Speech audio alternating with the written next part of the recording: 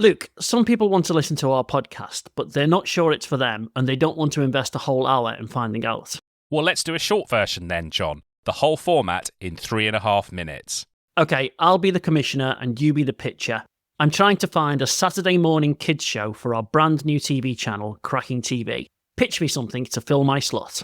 Well, the first Saturday morning show was Tiswas. That was from ATV in the Midlands, although it rolled out to different ITV regions at different times. We don't have time for that sort of detail. We're doing a 3-minute show here. Crack on. Okay. Well, it was fully anarchic. It featured the Phantom Flanflinger, the celebrities were covered in slime, and at the heart of all of this, Master of Ceremonies was Chris Tarrant. Yeah. He was the genius producer, and alongside him you had such people as Lenny Henry and Sally James. Do you know that story about when Status Quo were on? Oh yeah, and they were smoking weed in the cage. And Chris Tarrant had to throw buckets of water to put it out. Contrast this to the BBC's Swap Shop. You wouldn't find slime and you wouldn't find weed over on the Beeb. This show was about swapping items, but also swapping ideas. You're right, Tiswas was great, Swap Shop was boring. So your pitch there is for Tiswas, but what's your second pitch? Well, after Swap Shop, the BBC launched Saturday Superstore, and that in turn became Going Live. Yeah. Going Live is my second pitch, and that was hosted by Philip Schofield and Sarah Green. Mm-hmm. Loads of different features, serious and funny. There was Trevor and Simon, the comedy duo, Swing Your Pants.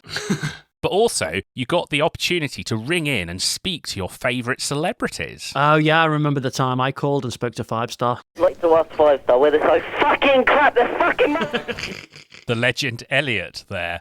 Okay, so that's your second pitch, but I have come in with a show that I'm already minded to commission, and it's number 73. Okay. This was produced by TBS between 1982 and 1988. It featured Sandy Toksvig, Neil Buchanan, and others, but they weren't presenters, they were actors in character, so it's quite different from the other shows we talked about. Yeah, and what part did Neil Buchanan play? He played the part of Neil. Right.